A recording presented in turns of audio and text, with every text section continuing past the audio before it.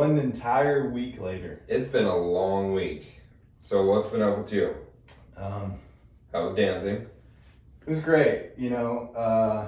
Friday went north. Typical Friday. Okay. Pre-packed, great time, great dancing. And then Saturday we went north and place was packed, but something about the environment, and I can't really put my finger on it, was just telling me to go south. Really? Which is very strange for some reason. Mm-hmm. So I look over at Silas and I'm like, hey, do you want to go south? And his eyes lit up. He was like, let's do it. And I was like, say less, let's get out of here. So we drove south. And that was my first or second Saturday at Mav South on just a regular night where it's not tea night, because I made the mistake of going there on a tea night. It was great, but the music's horrible. It's the dance floor's crowded beyond measure, and you just can't function because you can't even hear yourself think. It's so busy. Yeah, and so, but Saturday, very refreshing, because I'd never been there, like I said, outside of this one other time. The music was great, just night and day difference is from that Thursday college night. Mm-hmm. And there's a decent amount of people, and Right. the dance floor wasn't crowded. There weren't too many line dances going on, because nowadays everybody's making a line dance out of any and every song. Every single song. Yeah, and so it wasn't too bad. And so we had a great time. We were there till about 12 o'clock, and then we drove back north because Silas needed to get his car. And then we called it a night. So Okay. yeah, but that was dancing. Yeah. Outside of that, the work week, pretty ordinary. Ordinary? Yeah. Just regular week? Yep. All right. Nothing to write home about. But Well, what about you? this weekend was the last weekend of deer season. So we had a guys' weekend out with my family, my brother-in-law. I saw that. My, I think your mom or somebody tagged you on Facebook. Yeah. So it was me, my stepdad, my grandfather, and my brother-in-law. Okay. So we didn't get super lucky this weekend, but we came home with two. So two white Two tails. does? Yeah, 2 does. So I got one, and my grandfather got one. So we ended up bringing some meat home, but at the end of the day, that's much. what you want, right? Yeah. Fill the freezer. Of course, it always helps to get a good rack, right? True, Amount, perhaps, but we don't have a whole lot of good looking stuff out there yet. So we're waiting for a few more years. And where is this stuff. This is out just above Llano.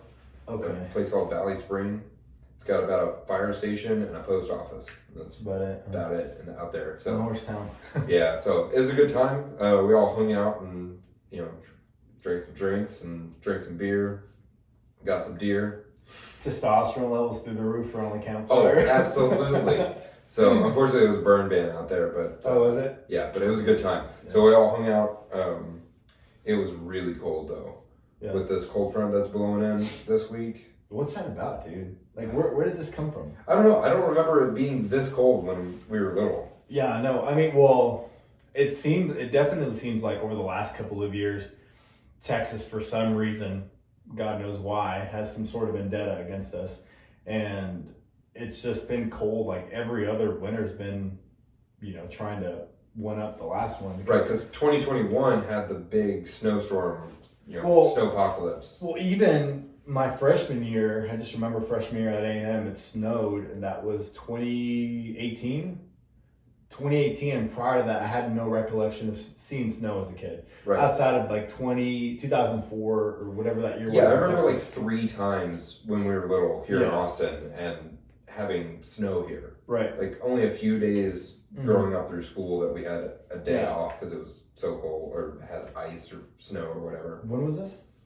This was here in Austin, like back in 2004. Okay. 2003, Yes. 2004, Yeah, I'm thinking around the same time. Yeah. And so that was that year, and then, there was another year. Well, it was that year when I was at A&M my freshman year, and then again the Great Freeze of 2020. 2021 was the big one. Or 2021, yeah. Yeah. When we were caught completely unprepared. It's like 7 days of just cold. Yeah, I know. Yeah, luckily we're doing way better this year. We've got way more power reserves. With what I do. Harley works for, I do emergency management stuff, so we got to see what the weather's looking like. If you point your finger at him. Don't look at me. But no, I keep up with the information and stuff, and we're doing good on power, and I think we'll be fine throughout the freeze. So we've got a lot of power in reserve. Yeah, I wasn't really expecting this because last week I was at work and making my stops, and I was wearing a t-shirt. Didn't even bother to wear a jacket into the store, into the receiving area. And the guy who's receiving is this older guy, and we always have this banter on who's gonna take, some time off before the other person. It's stupid. So I walk in, I'm like, hey man, I'm surprised you're not under a palm tree sipping on a margarita today at 9 a.m. He's like, I'm surprised you're not wearing a jacket. And I was like, I mean, this is it, right? And he was like, no, have you looked at next week's? And I was like, what? And I pull up my phone, it's like 20 something with a 50% chance of snow. And so I was blindsided by that. And I was like, okay. Yeah, out at the lease, we were cleaning a deer as it was dropping temperature. So it was like 40 something when we got back. Oh, that's the worst. Oh, man. Maneuvering, handling a knife. I couldn't even make a full sentence by the end of it. Like, I was talking to my brother-in-law, it was just gibberish coming out. But we got it done. So we started when it was probably 40 degrees. By the time we were done, it was probably closer to like 33, 34. It was dropping temperature quick, and it was windy out there. Yeah, but nothing like rolling up your sleeves, gutting a deer, knowing you're gonna have some good food. Oh, true. Oh, I mean, we're gonna do 2 runs of sausage this year, and then everything else we're gonna turn into ground. Hell yeah! So that's the way to go. Honestly. We do mix ours with pork for the sausage, and then mix ours with brisket for the ground. Hell yeah! Make it a little longer. So no better way to go. Oh yeah, I love knowing where my meat comes from. So there's no better way than getting true live meat. Amen to that, dude. But it's just so much better. It's a spiritual experience too. Oh, for sure. Like harvesting and you see it on like those shows like Man vs. Wild and all those like that. Bear Grylls. Oh. Yeah, I don't know about Bear Grylls, but Man vs. Wild. True. But he's like, I don't know. There's a whole debate about whether. What's your take on Naked and Afraid? Okay. Don't even get me started. Okay, but Naked and Afraid. So that's another show that I was thinking is like you see all these people that they're fairly used to going out in nature and stuff, but it's totally different.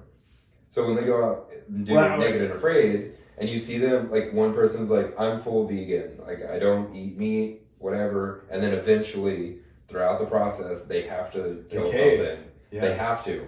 They haven't eaten in like 14 days, and by day 14 they get a lizard. It's like, sorry, you're eating lizard I've ever seen. Yeah. Honestly, I think it's presumptuous for us to think that a lot of those people are used to going, because you see those people who,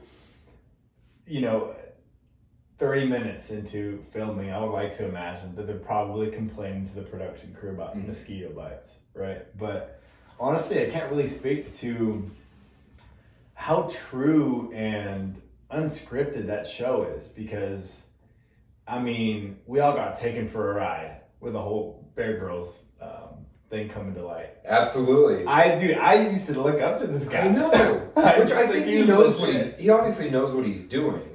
But so what we're talking about is there's been some shots found behind the scenes where this guy goes and follows where Bear Grylls went out. Where he shot each shot. And there's been multiple shots that are like, oh, I'm right in the wilderness. I don't know how I'm going to jump over this. And you turn the camera to the left like 90 degrees and there's a road right there. Yeah. It's like, what's going on here? But it makes me wonder what could have been going through that guy's mind to go and test all these, put all his theories to. He knows his stuff, but like that's why I was saying Man vs. Wild Survivor Man. Did you ever watch Survivor Man? So Survivor Man, he doesn't go with a production crew at all. He goes out with like 2 or 3 cameras and just goes out there for like a week. Is this still airing on television today, or is it more of like a broad? Not anymore, but it was near the same time that Bear Grylls was doing his stuff. Wow! Like the first show, not before he was doing the celebrity stuff. Huh. But this was back at the same time that of each other. So there was Survivor Man, and then there was Bear Grylls. Interesting. So, but Survivor Man was like he only like for every shot of him walking away. He left that camera there, walked away, walked back, grabbed that camera, and then took it with him. Yeah. So it was the modern day vlog back then. Yes, Yeah. it was very much like a vlog Yeah. of back then. I mean, this was probably early 2000s that it started, but it was like a one-man camera operation. So But dude, Bear Grylls really did a huge disservice to all the people who were legitimately infatuated with that kind of a show. Yeah, like the idea of I'm gonna go find out that it's fake, or at least some of it was fake, or planned, or scripted, whatever you want to call it, like scripted events. Yeah, that dude definitely rained on my parade as a kid. Yeah, but anyway, forgive, and move on. Water under the bridge. But anyways, what were we talking about? Talking about our weeks and hunting. Yeah. Okay. Yes. So you had a good week hunting. Yeah. So work was pretty chill. Got some updates about what's going on with the weather and all that kind of stuff for this week. Working from home tomorrow. You're getting first-hand information from the guy in charge of putting the information out in the first place. I don't know about that. Not the guy, but I don't know about that. Turn to your local news. They're probably going to give you better information than I will. But we just hear from the source. So humble guy. Yeah. So, but it was a good time. We're supposed to be in for some snow for the next few days.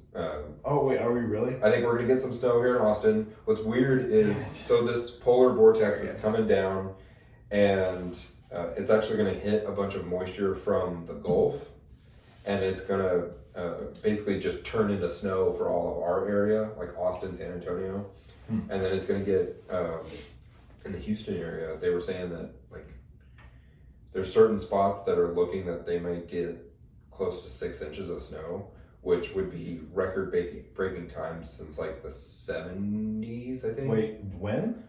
These next few days. Oh, we're gonna get record breaking snow? Not here, down in Houston. Okay. Down in Houston. Not here. That's fine. I think we're only gonna get like an inch here. So should be fine. Even that inch is gonna just dampen my day, but we're they say nothing good comes from the Northeast. I'm kidding. I said it. I'm kidding. You mean you're talking to two Texas boys, so we kind of have it partial. So So what's going on in history today? Well, we could be literal about. I could be literal about the answer to your question. Okay. Because typically we wanted to go back in history to answer this question or to address this segment, but today is January 20th. It's MLK Day. Mm-hmm. And our very own Donald Trump had his inauguration today. Yes. Up in D.C. So I've been watching through the speech now. I missed it live, but I think it's going to be a very interesting 4 years. What do you think? I think so too. I think there's a lot to be optimistic about. Personally, I just think that, well, if you ask me what was at stake, as far as our country, what we were at risk of as far as losing, the biggest one that comes to mind, the biggest thing that comes to mind for me is the censorship. Mm-hmm. All the unrest going on with censorship and canceling people and everything going on with Twitter and or everything that was going on with Twitter at the time, now X, after Elon did his thing and pulled the trigger on coughing up a couple $1 billion, or what, it was a couple billion, right? Do you remember the number? It was like $43 billion. Yeah. I think he spent on it. Well, I think we reached the pinnacle. I think we had reached the pinnacle of what this, or the beginning of what this whole woke culture was going to look like as we moved into possibly the next 4 years with the opposing candidate coming into office. Right.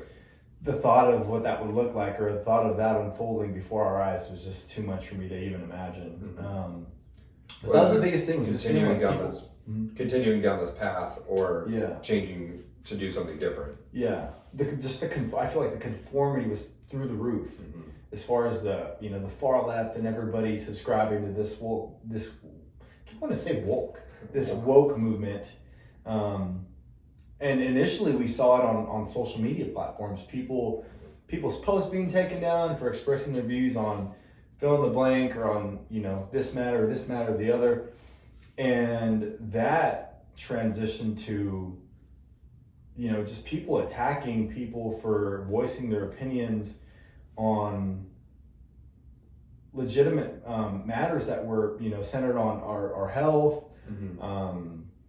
corruption.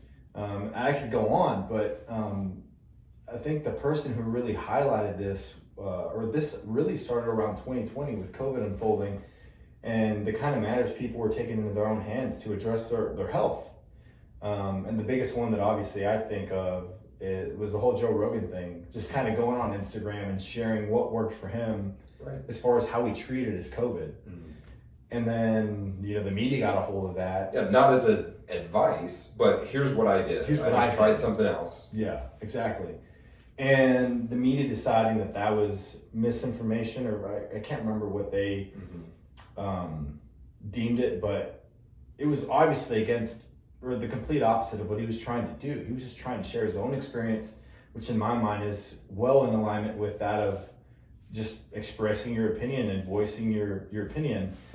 Right up, that alley with the First Amendment right that we have and that I hold so dearly to my heart. And so that was the biggest thing for me. That was very concerning about what was at risk, or what was, coming into the picture with the opposing side coming into office. Right, and I think that possibly dismantling. Everyone needs to have a space and an ability to express their opinions. Yeah. And that's what I kind of like about the community notes that's going on Twitter, or X now. That it's not a fact checker. And I was listening to Zuckerberg talk about the difference between what Facebook did versus what X did.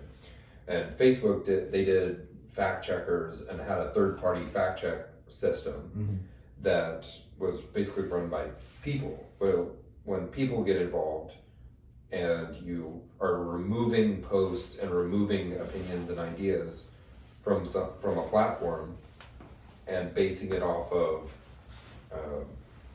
people's opinions, and trying to base that a fact on opinion, then you start to lose some voice and things get suppressed that probably shouldn't have been.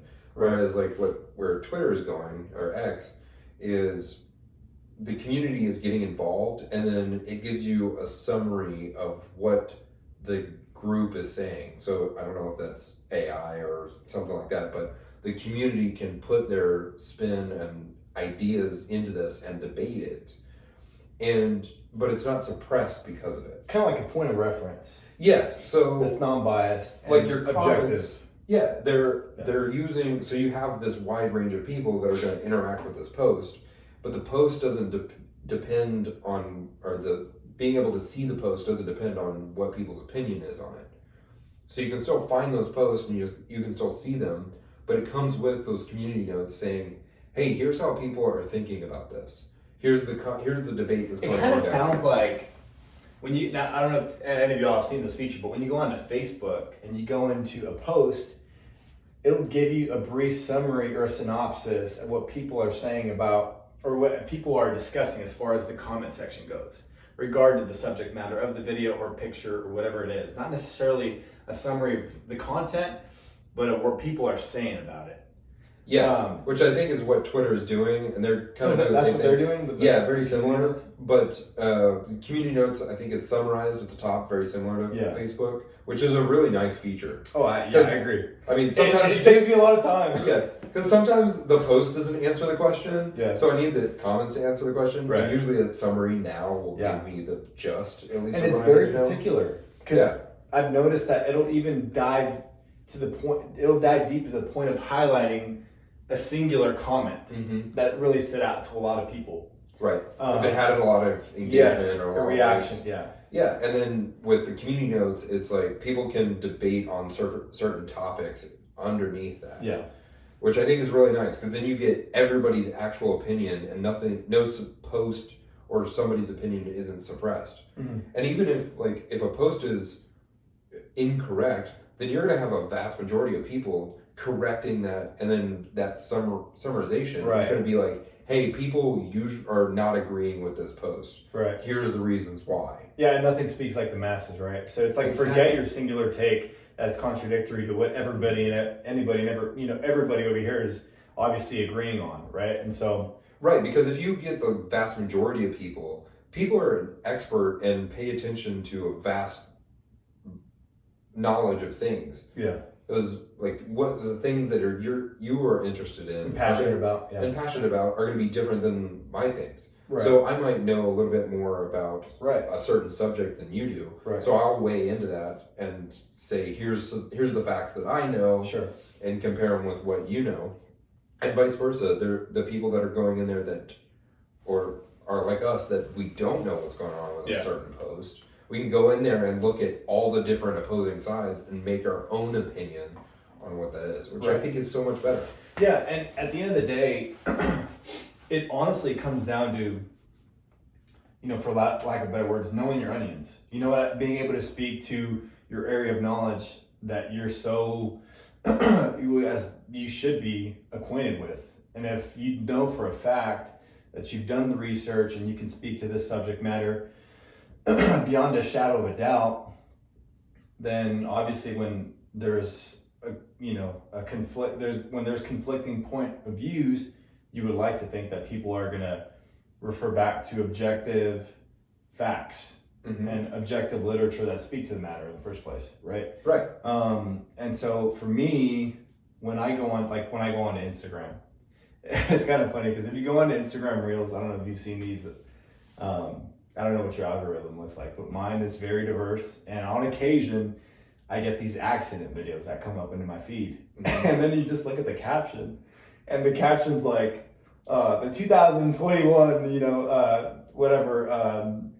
Nissan Altima, blah blah, and starts going. Yeah, they're trying to get around whatever algorithm is blocking it. Yeah, due to a contradict or a problem that goes into the caption of the video, because I think what the system will do to filter these videos out is it assesses what the caption is, and I think how people are responding in the comments to the caption. So if the caption is ordinary, but in the comments a while, I think it'll leave the video alone. But anyway, I think that's really interesting. But back to the point that you asked me, because I wasn't very coherent about what my concern was with the opposing candidate. But for me, the biggest one was, what would our First Amendment look like moving forward with them in office? It does seem like that side, I think after this election, I think we'll see a big shift towards a similar direction. Yeah. This is what I'm hopeful. I'm hopeful for our country. I love this country. It's amazing. And I saw this meme. I don't mean to interrupt you, but like this meme hit the nail on the head. It's like these group of guys in a van, and they're obviously going down the highway, speeding, and they're playing music, and they're just like headbanging and throwing their fists in the air. So the guy driving is the typical far right conservative. The guy in the passenger seat is a traditional Democrat, and then the guy in the back with throwing his hands up in the air with fist bumping is a progressive. And then the only person that's looking like they're down in the dumps having a bad time is the far left woke person. Mm-hmm. And then the caption is how people are responding to President Donald Trump coming into office for the next 4 years. Right. And that's the picture it's giving you. Mm-hmm. The reality of the situation. What I'm hoping is that over these next 4 years is that we'll see people come more together. I think the election did prove that there was a majority of people that voted for Trump this time. Right. I'm hopeful that these next 4 years are going to be really positive. And what I was saying is the election, this time people did the majority voted for Trump. So True. I think the majority is wanting to see a change in this country. Yeah. And from watching the speech, I think Trump is very hopeful and looking forward to the prosperity of this country. Yeah, and it seems like since it became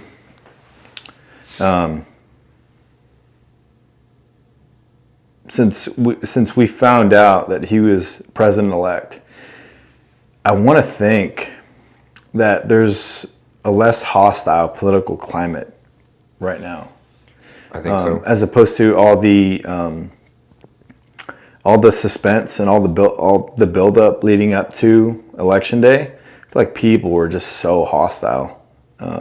and people were just, I think, deathly terrified of what was to come. Absolutely. Which is understandable. And I've talked to people from both sides, and I understand the fears and what it seems like to both sides. Yeah.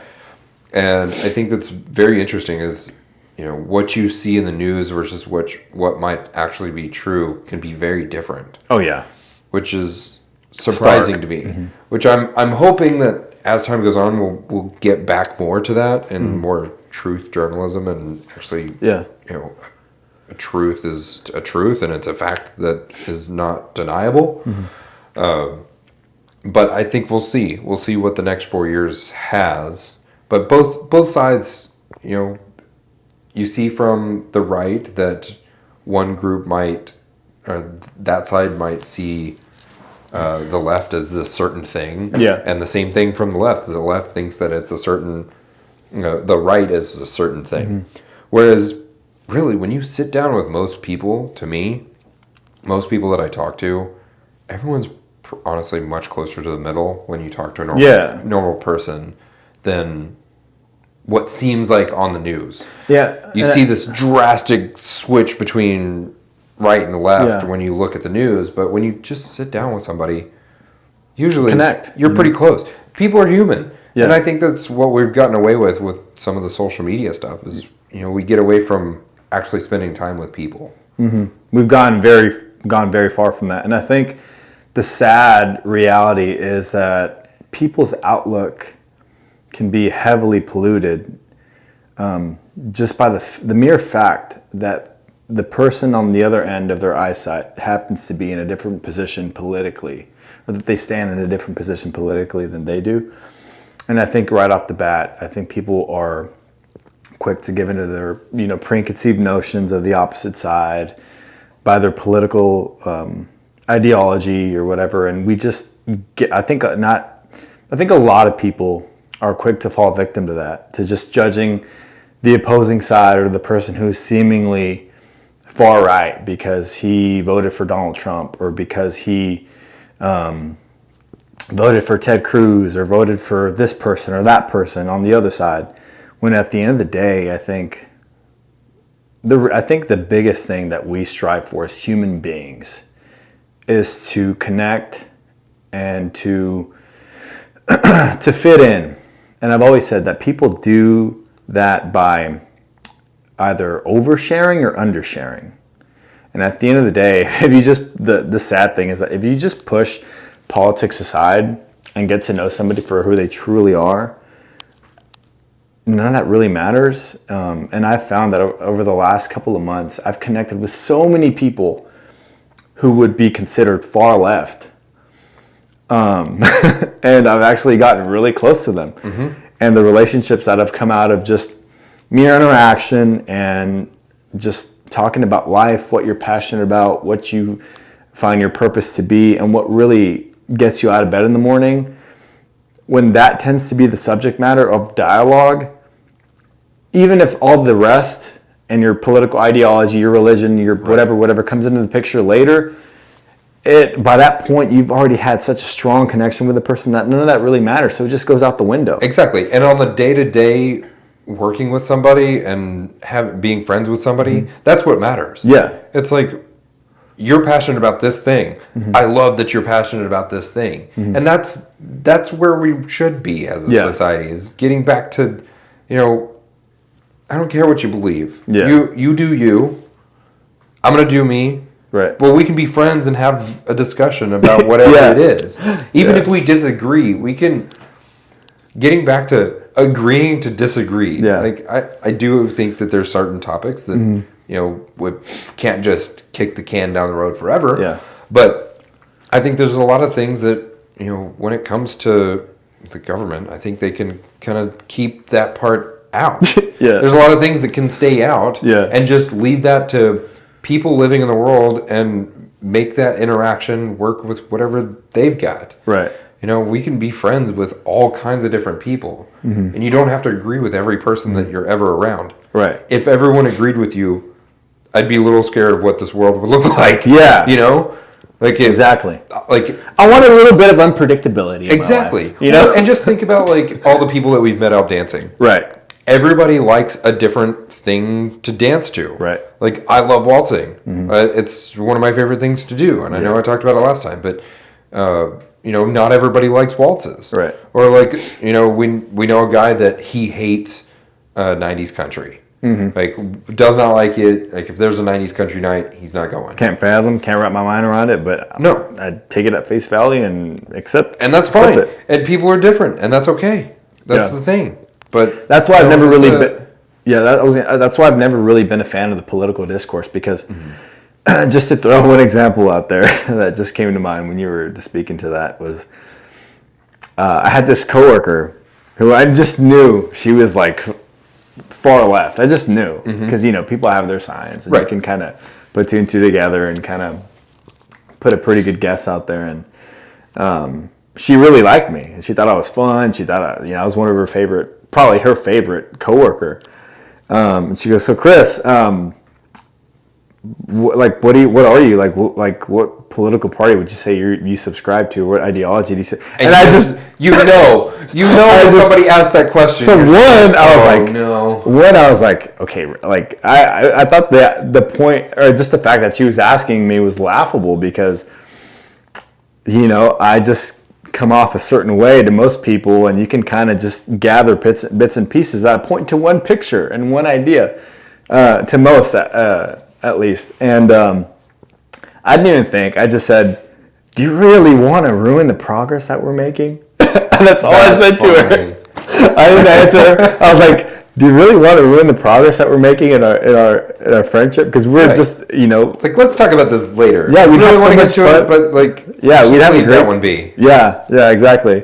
I don't feel like that for other people out there. Our church was talking about, during the holidays, that it's really hard because you're around different, people that you're not normally around. That dynamic changes when you get older, and politics usually comes up, and people are vastly different in families. Yeah, but if you can still have that conversation, I think it's positive.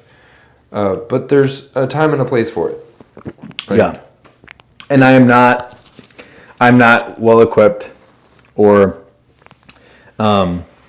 versed in that area to be able to speak to policy, how it's affecting me on a day-to-day. I mean, maybe at the local level, but as far as political progression, as far as what our country's up to and what we're working towards on the national level, as far as Congress and or foreign affairs, I can't speak to that because I don't keep up with that on a daily basis. There's too much information. Yeah. That goes back to the whole community notes thing, is whenever something pops up, then I do my own research and be like, okay, what's going on here? And that discourse of people that down below that know varying, some people keep up on foreign affairs. That's their thing.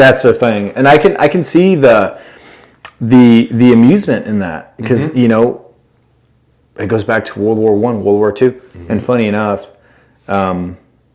when people ask me what my thoughts are on World War I and II, I think foundationally it's a tragedy.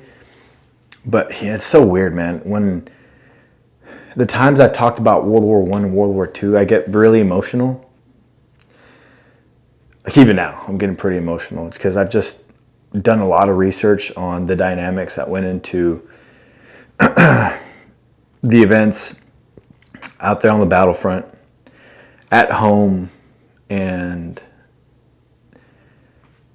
the way it affected people's relationships with each other in the areas and just all over the world. Right.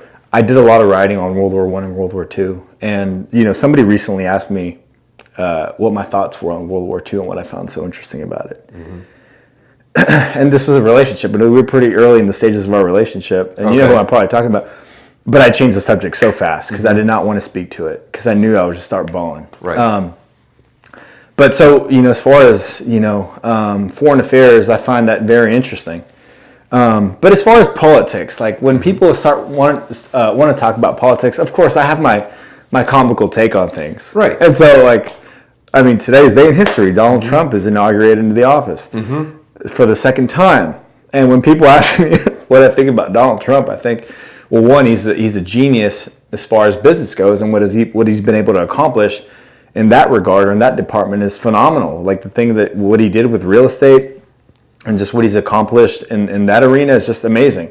Not how many people can say that they've done anything remotely close to that. Right. The majority of people probably have not. Right. And exactly. And so when I think of Donald Trump, one, I think of him as a great businessman. And then two, my comical take on the situation is that I've always thought that Donald Trump was like that one inappropriate uncle that your parents don't let you go anywhere near. Because, sure, a lot of what comes out of his mouth is nonsense, but when you truly examine the person and look into what they're capable of as far as serving in whatever area that they serve in, they're beyond well equipped. But at the end of the day, your parents are like, just be careful what you hear when you're around them. Just, you got to take it all with a grain of salt when it comes to Donald Trump. But at the end of the day, when I look at what he's done for the country and what he's been able to produce in his 4 years, nothing holds a candle to it, at least for the last couple of years.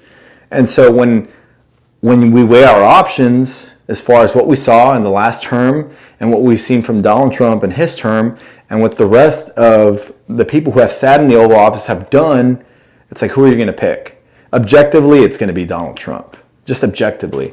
Forget my political ideology subscriptions. Forget my biased outlook and take on politics. Objectively, who's done the most for this country? Without blinking and without breathing, I'm going to say Donald Trump.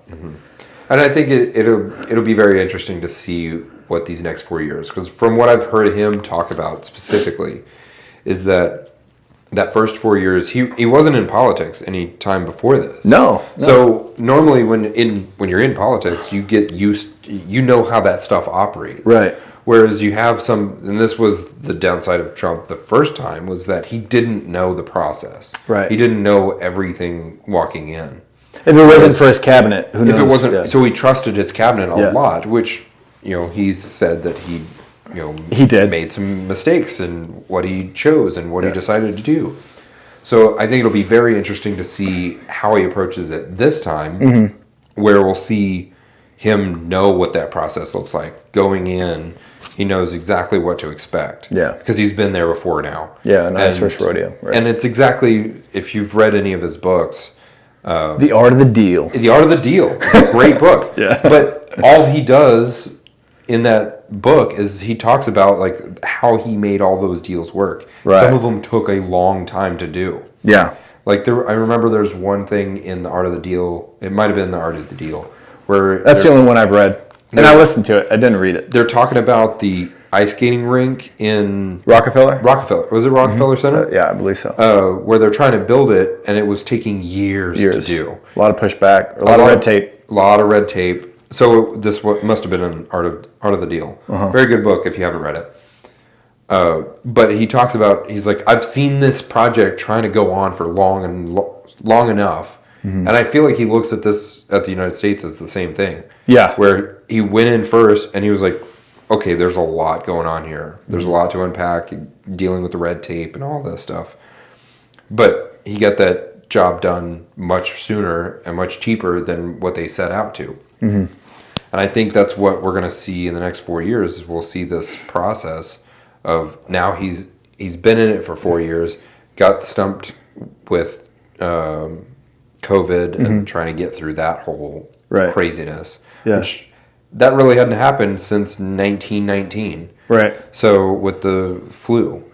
So I think we'll see a very different Trump coming in. And I'm hopeful for that, because I think there was a lot of things that even people that voted for him last time don't agree with how he operated. But I think we'll get a very different Trump this time. So I'm hopeful. Yeah, I am too. And naturally, I'm very optimistic naturally. And so when I think of what it does for the country, well, one, obviously the big thing is the economy. What it does for the economy. Two, our reputation globally. And three, I think people's day-to-day self-talk and their immediate outlook on their position in their country and the length to which, the length to which they feel they're equipped to be a well, productive, and contributing citizen. But then again, I take a step back and I remind myself that a lot of that has to do with your local politics. It's just, in my opinion, local politics is just as important as who you vote for to sit in the Oval Office. Right. It probably has way more impact on your day-to-day than just, who voted for president. Right. Who you vote for as president. And I think a lot of it, honestly, so one, the economy, two, our reputation globally, and our allies, was that my phone? It was probably my work phone. But, and then I just think it has such a big effect, more than it should really, because, when it comes to small talk, how do you feel about Donald Trump back in office? Right. And it's like you get down to this senseless, idiotic almost, back and forth that really doesn't matter. You survived the last 4 years with Biden in office. You're probably going to survive the next 4 years with Trump in office. Right. And so I feel like I think people put a lot more weight into the results, more than they should. Right.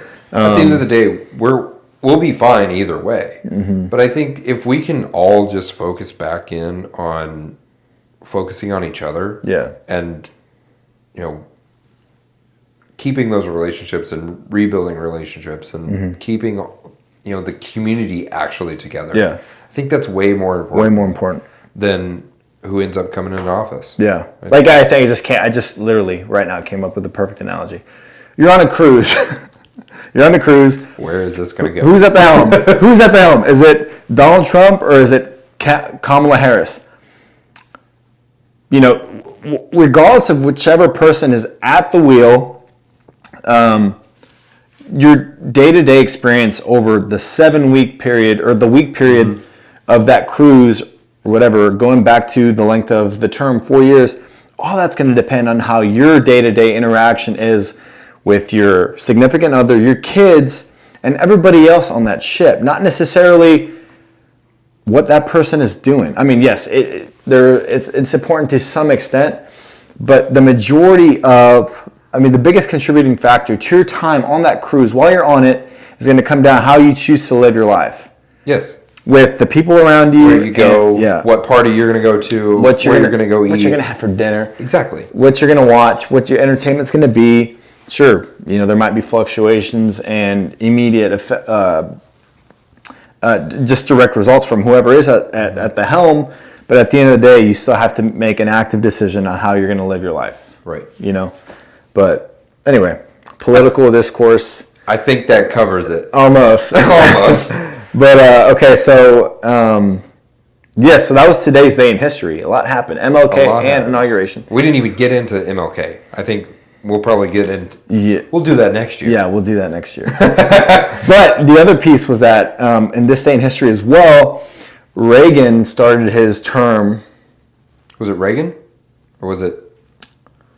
Who? Franklin D. Roosevelt. Was it Roosevelt? Yeah, it was Roosevelt. FDR. Yeah, FDR started his term January 20th as opposed to March or mid-March. Okay. Reducing the length of the lame duck period. Okay, so interesting.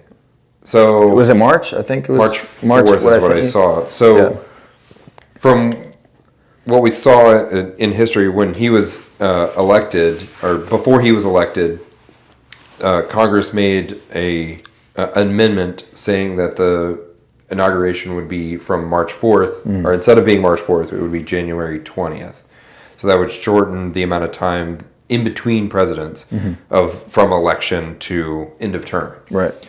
So before, I guess it would have been almost 6 months, 5 months-ish to March. Ballpark, yeah.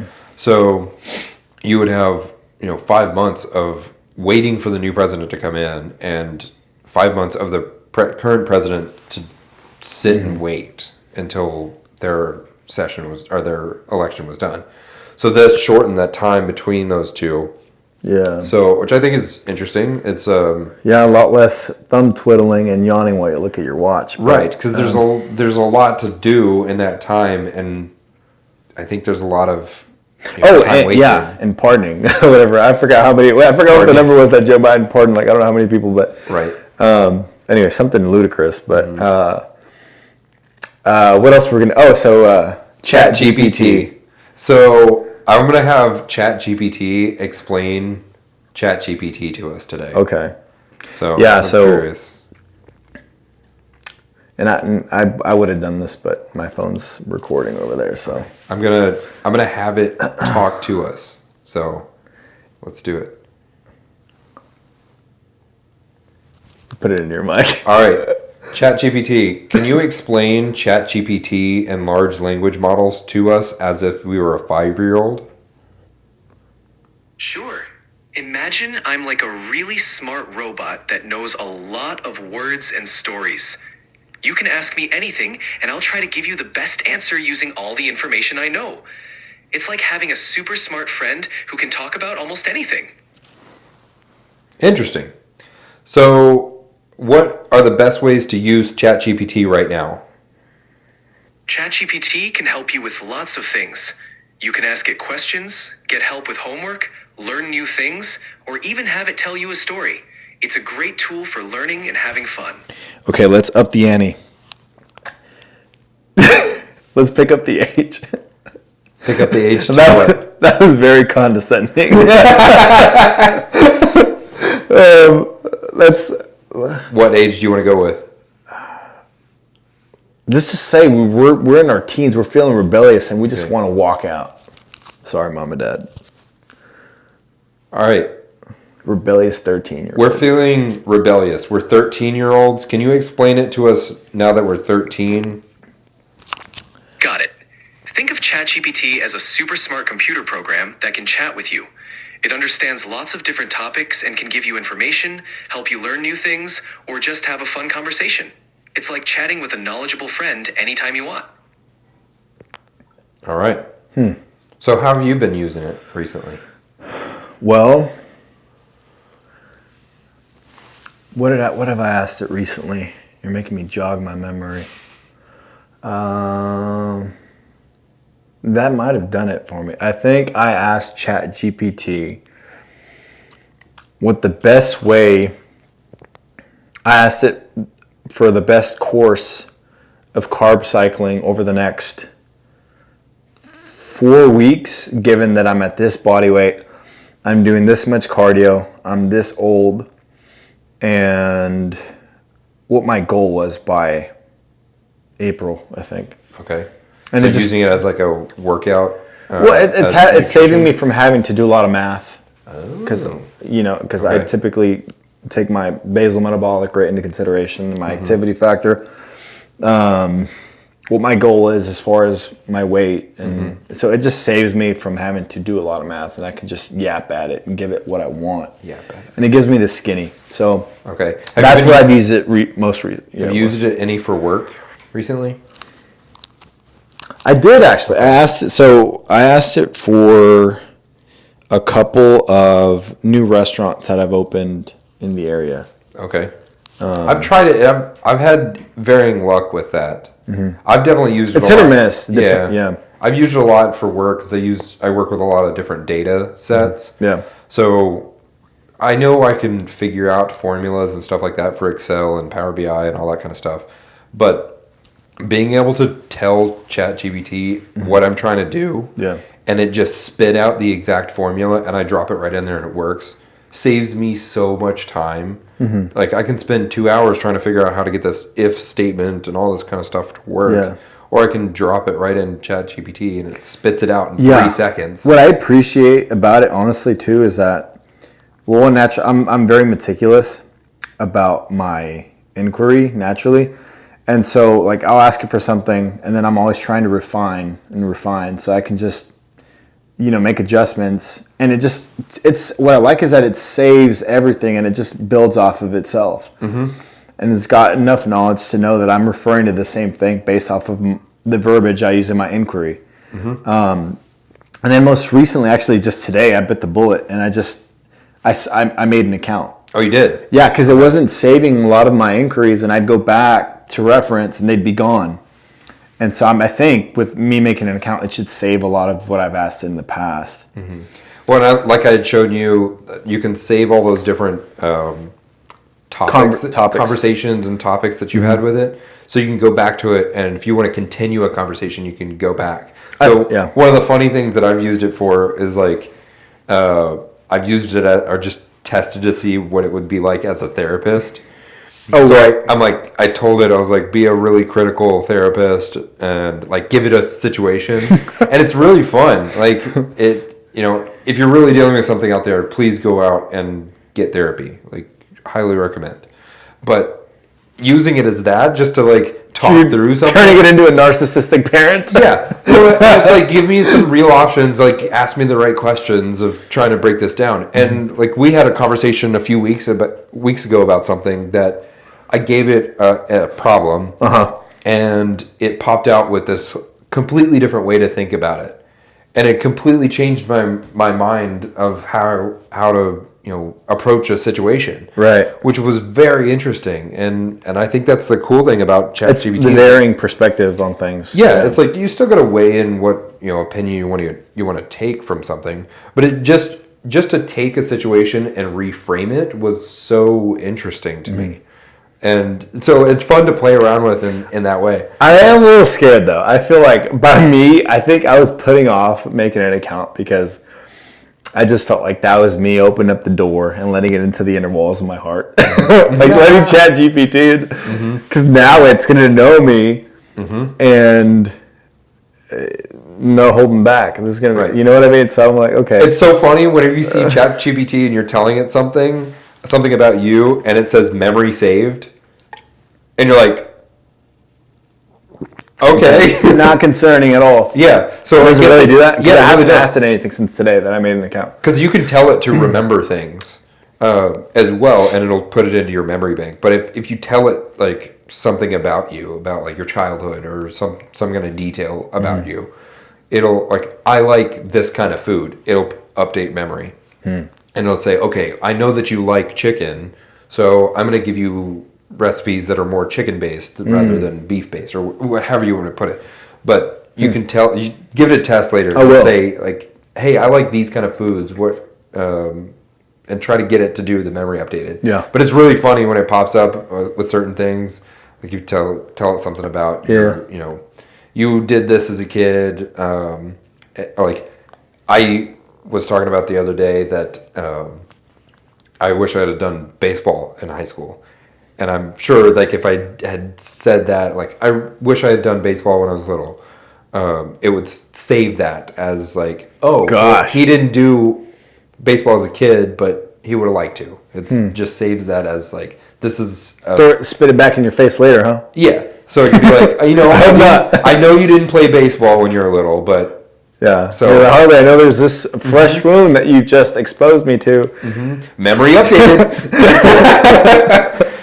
It's really fun though. Like, it's just an interesting way to interact with it. So if I'm vulnerable with ChatGPT and it wants to get at me, I wonder if its aim is strictly below the belt. Because I feel like if I'm vulnerable with it, and I want it to be like, if I'm using it in that environment, like you alluded to earlier, as the form of a therapist, and get down to the nitty gritty, and I just tell it anything and everything, and especially some deep wounds from the past.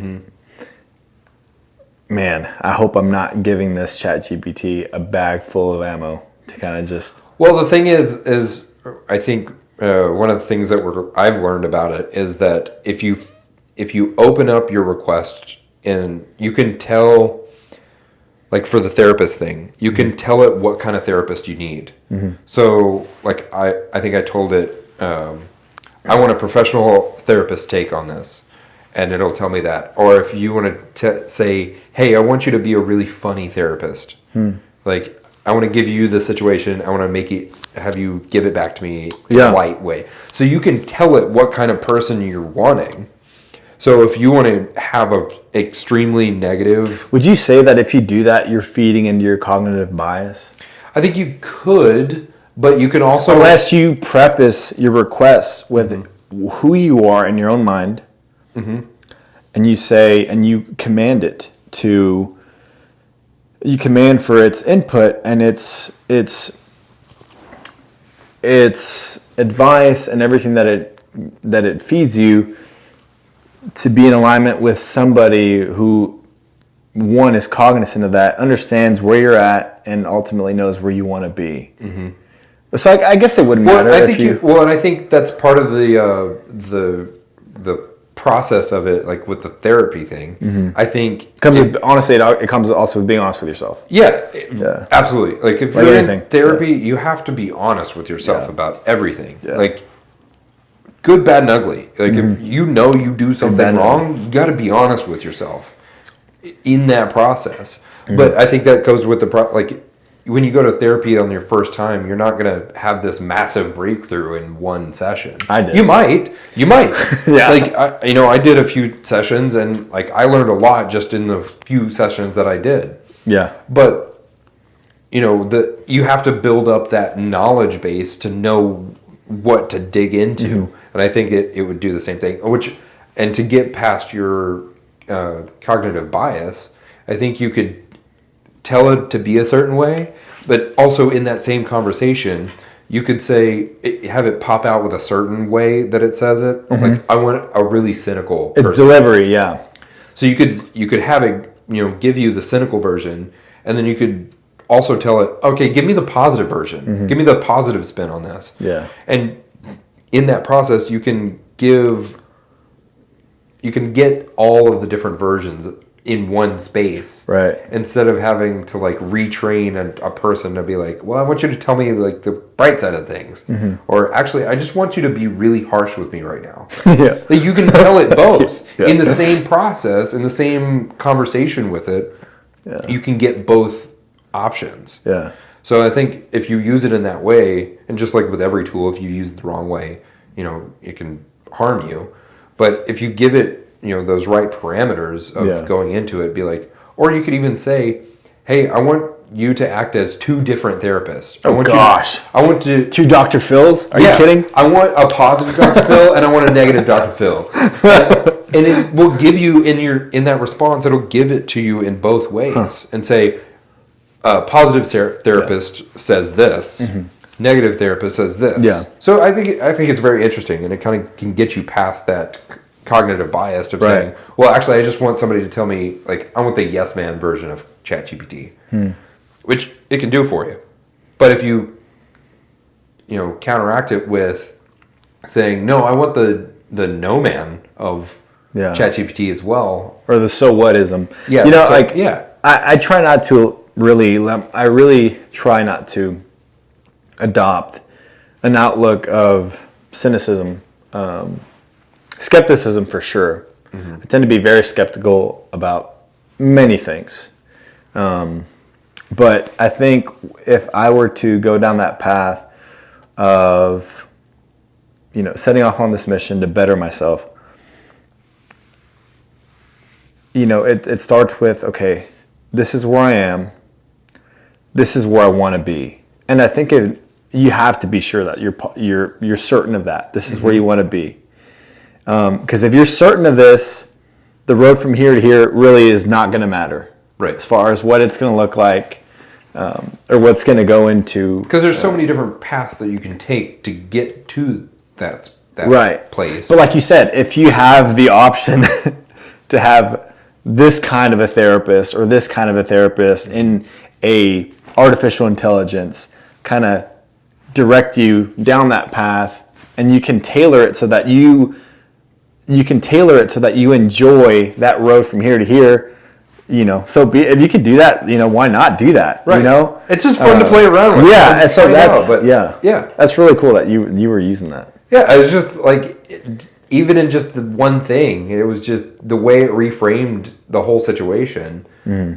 I was like, I'd never even thought of it in that way. I might have to put that to use next season for my battered Aggie syndrome, honestly. That might come in handy. Fair. So, I think that covers it on Chat GPT. Almost. We're running low on time today. Yeah. We got a lot of inauguration. So what else do we need to go over? What do you got for music this week? Oh, for music? This was easy.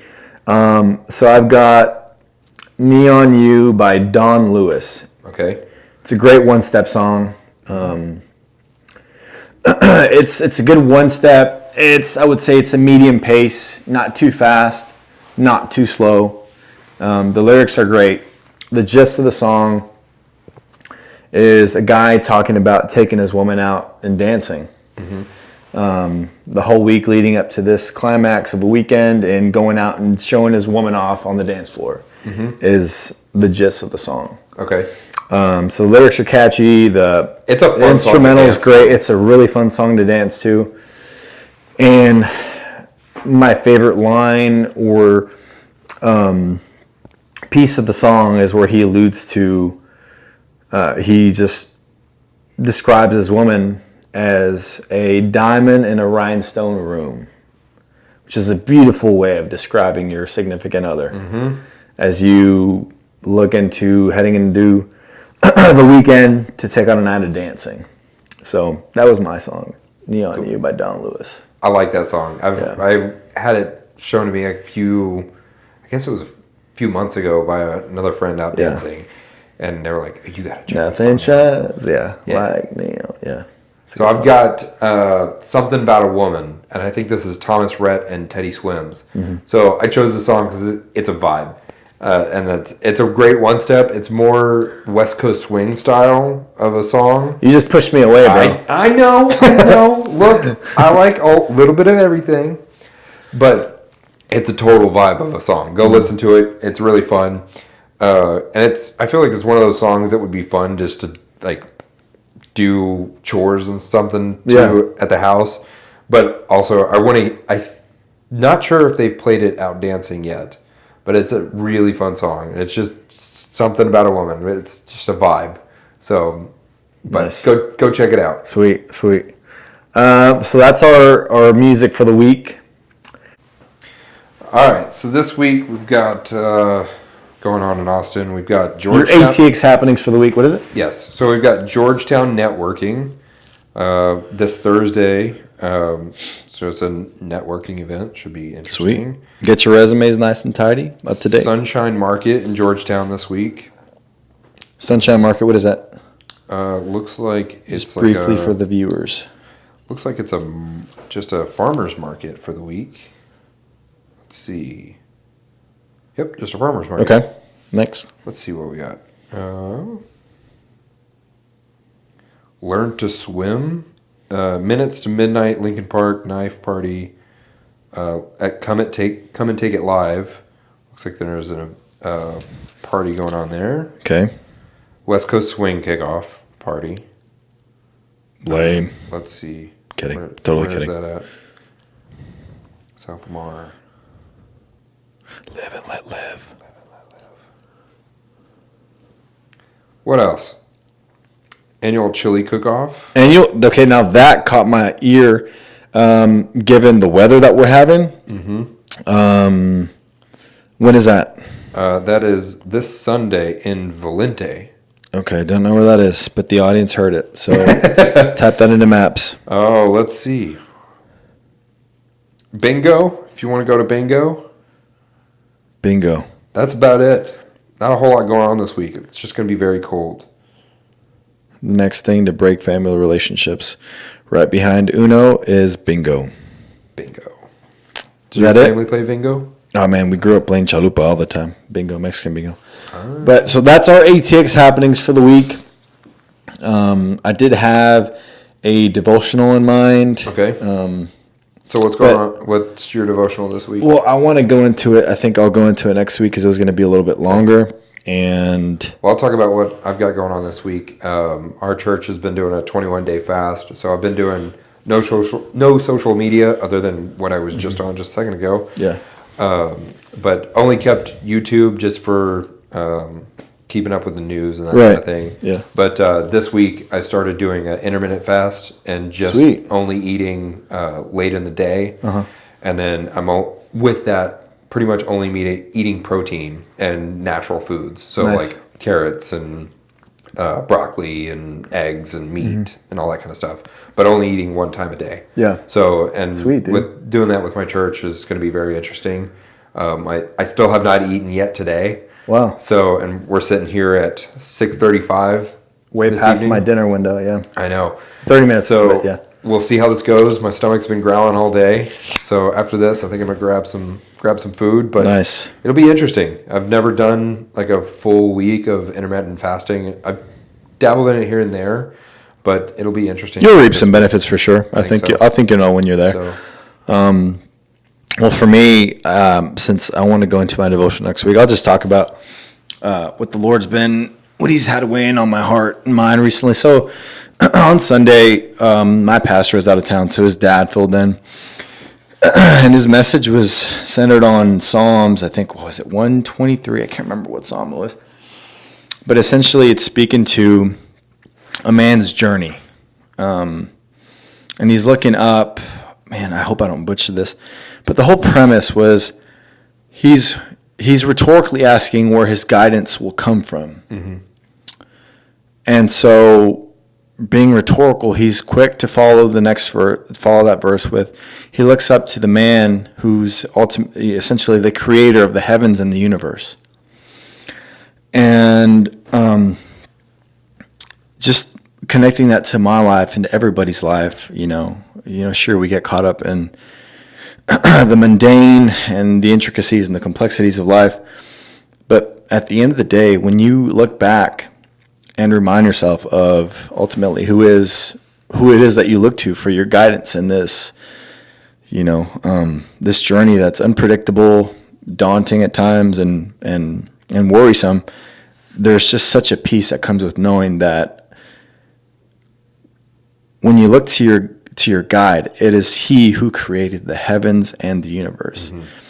And so everything on this side of the boat, that's the worry, the anxiety, the stress, the fear, the fill in the blank, nothing can possibly hold the candle to knowing that your guidance and the person guiding you on this journey is the creator of the heavens and the universe. And he was also talking about how in that as well, I've got a song for you for that. Look up a song called So Will I.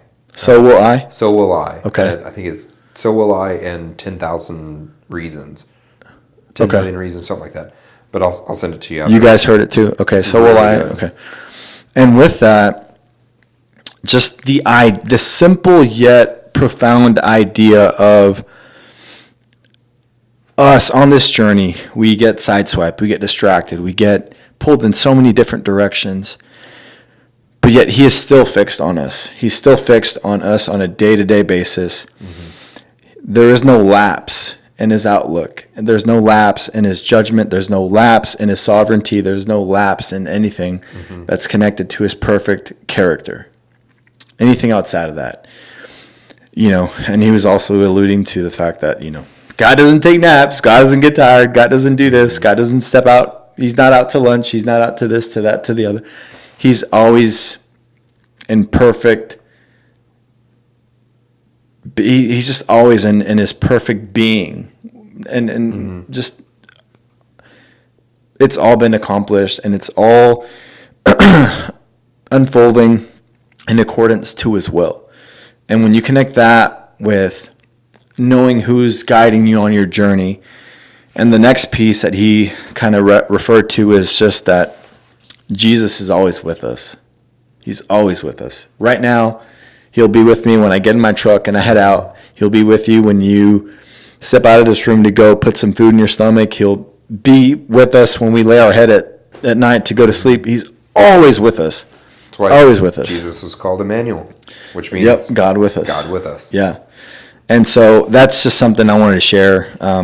All this was covered on Sunday. My pastor was out and his dad filled in. But there can be extreme assurance in simple truth. Mm-hmm. Simple truth. I think that also makes me think of another, it's not really a song, but it's on Spotify. And it's Stephen Furtick talking about, I believe it's Daniel, where he's going out and doing his process, but it's called When God Shows Up. Mm-hmm. And the main point that he makes is that he realizes that God wasn't just with him in the temple, God was with him in every step of the process. Yeah. Not just in this place, but he was with him in this place and this place and this place. And every time if I want to get hyped for a day, that's what I'll go to listen to, because it's so, like, the presentation of it is just so good. Yeah. But it just says the Lord is in this place, and it's not just talking about a place, it's talking about a person, and it's a relationship.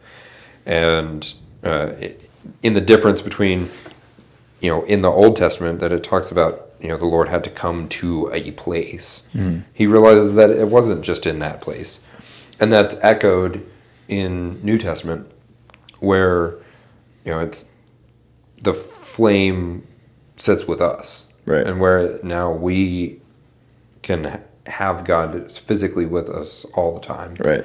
And that was already built in, even from back then, is that he realized that God was with him in every step of that process. And well, it's, every step we of have his to life. remember that, and it's infallible to our minds that Jesus is not bound by time or space, and how he exists outside of creation. But anyway, we could go on, but so given that I didn't get to go into my devotional today, I just want to share this this message that I had in my heart from Sunday.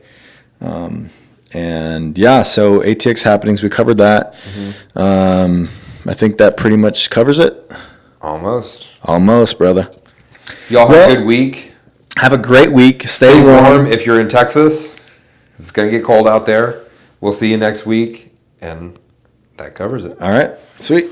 Later, brother. All right. Oh. We went over.